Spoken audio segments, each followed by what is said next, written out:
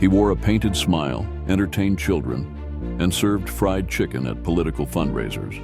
But behind the face of Pogo, the clown was something far more sinister, something crawling just beneath the floorboards of his Chicago home. John Wayne Gacy was the very image of a trusted neighbor. In the 1970s, he was a community fixture, organizing block parties, managing a successful construction company, even posing for photos with First Lady Rosalynn Carter. But while the suburbs saw him as a harmless oddball, the missing posters piling up across Cook County told a darker story.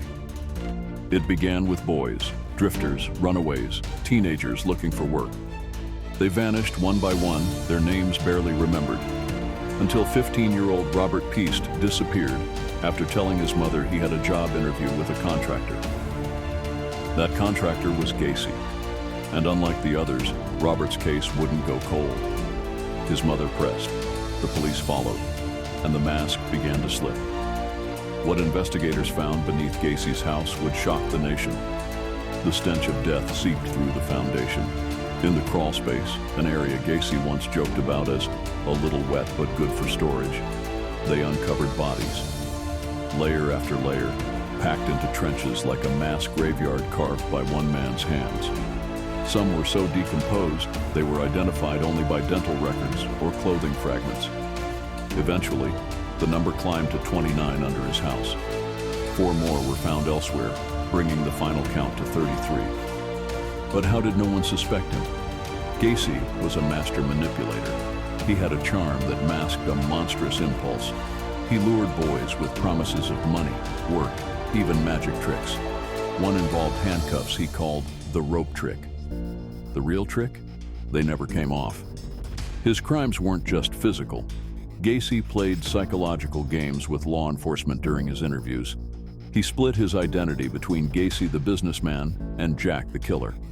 He claimed multiple personalities, feigned mental illness, yet remembered the names, faces, and last moments of many victims in chilling detail. The courts didn't buy his performance. He was convicted in 1980, but Gacy's horror show didn't end there. While on death row, he painted clowns, skulls, Disney characters, and sold his art. Some collectors saw them as macabre novelties, others as symbols of a justice system that had allowed a man like him to walk free for far too long. On May 10, 1994, after 14 years on death row, John Wayne Gacy was executed by lethal injection. His final words, "Kiss my ass." Defiant to the end, unrepentant, unflinching. But perhaps the most disturbing legacy of Gacy isn't just what he did, it's where he did it. Not in the shadows of some distant alley, but in plain sight, in a quiet neighborhood, in a house where laughter once echoed above the silence of the dead.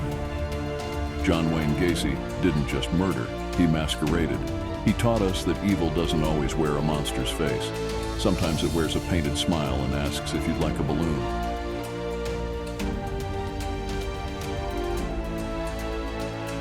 If this creeped you out in the best way, go ahead and subscribe so you don't miss what's coming next. I want to know your take. Drop a comment below, and let's talk theories, facts, or whatever twisted detail got under your skin.